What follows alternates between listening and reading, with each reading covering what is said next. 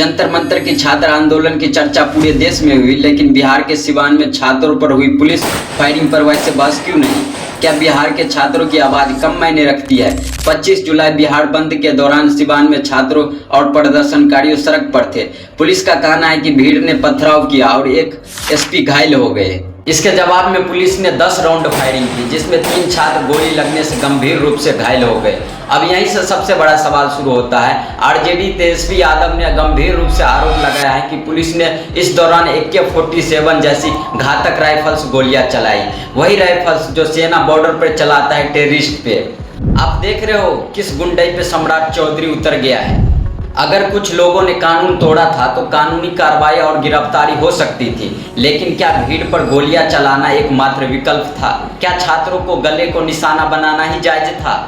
जवाब दीजिए सम्राट चौधरी जी आप। आज की इस घटना को देखकर महात्मा गांधी जी का एक विचार याद आता है, असहमति और अन्याय के खिलाफ आवाज उठाना लोकतंत्र का आत्मा है, लेकिन उसका जवाब हिंसा नहीं हो सकता। सवाल यही है कि अगर छात्र अपनी मांगों को लेकर सड़क पर थे तो उसका जवाब गोलियों से दिया जाना था। क्या लोकतंत्र में विरोध की आवाज को इसी तरह दबा दिया जाएगा? अगर ऐसा है तो हमें सोचने की जरूरत है।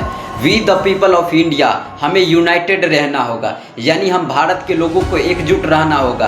हमें खुद को और इन्हें समझाना होगा कि कैसे हम अभी भी एक मानसिक गुलामी के दौर में जी रहे हैं, जहां नागरिकों की सुनने की बजाय उन्हें फोर्सबली दबा दिया जाता है।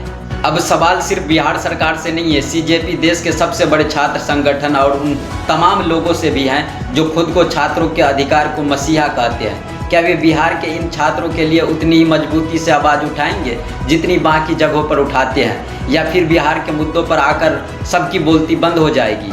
बिहार सरकार को इस पर बिल्कुल साफ जवाब देना होगा। गोली चलाने का आदेश किसने दिया और किन परिस्थितियों में दिया था? नियमों की धज्जियां उड़ाने वालों पर कार्रवाई कब होगी?